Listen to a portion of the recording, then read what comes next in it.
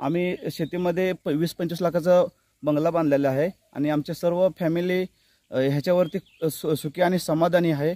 पारंपरिक पीक पद्धतीला फाटा देत शेतीमध्ये शेतकऱ्यांनी नवनवीन प्रयोग करणे आज आवश्यक झाले आहे।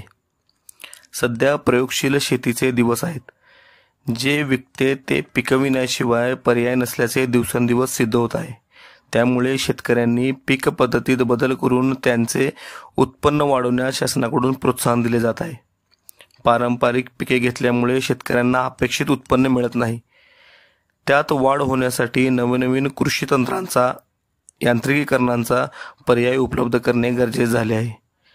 याच दरम्यान सोलापूर जिल्ह्यातील मोहोळ तालुक्यातील कोरोली येथील प्रयोगशील शेतकरी ज्ञानेश्वर आत्माराम हिप्परकर यांनी पारंपरिक पिकांना बगल देत भाजीपाला शेती करून आर्थिक उन्नती साधली आहे। तर भाजीपाला शेतीतून त्यांनी लाखोंचे उत्पन्न मिळवले आहे। तर पाहूया ते शेतकरी कशा प्रकारची शेती करतात आणि कोणकोणती पिके घेतात। माझे नाव ज्ञानेश्वर आत्माराम हिप्परकर आहे। कामती इथे माझी शेती आहे। टोटली 8 एकर आमची शेती आहे आणि 8 एकर शेतीमध्ये फळभाज्या आमची शेती आहे। सेंद्रिय फळं म्हणजे मिरची आहे, टोमॅटो आहे, दोडका आहे, वांगी आहेत, कारली आहेत, परत कढीपत्ता आहे, शेवगा आहे।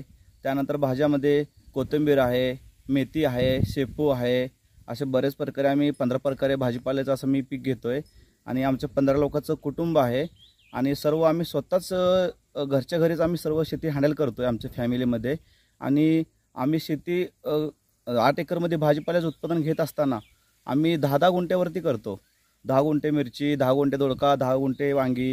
हे 10 गुंठे करण्याचे एकच कारण आहे, कारण 10 गुंठे केल्यामुळे आम्ही प्रत्येक बाजारामध्ये आमचे थोडासा माल निघाल्यामुळे आम्ही प्रत्येक बाजारामध्ये आम्ही विक्री करतो आणि मार्केटमध्ये माल घेऊन गेल्यानंतर ह्या मालाची आम्हाला अर्धीच किंमत मिळते।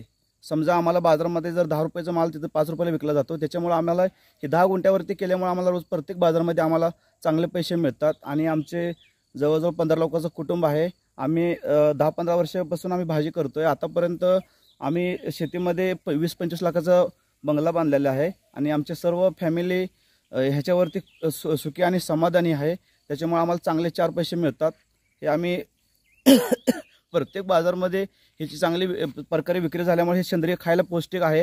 ह्याच्यामध्ये केमिकल अजिबात नसल्यामुळं हे खायला पण चविष्ट आहे। त्याच्यामुळे हे विक्री चांगली प्रकारे होते। शेतकऱ्यांनी एकाच पद्धतीचे पिके न घेता सर्व प्रकारचे पिके घ्यावे, त्यामुळे शेतकऱ्यांना नुकसान नाही होणार अशी भावना ही ज्ञानेश्वर हिप्परकर यांनी व्यक्त केली आहे।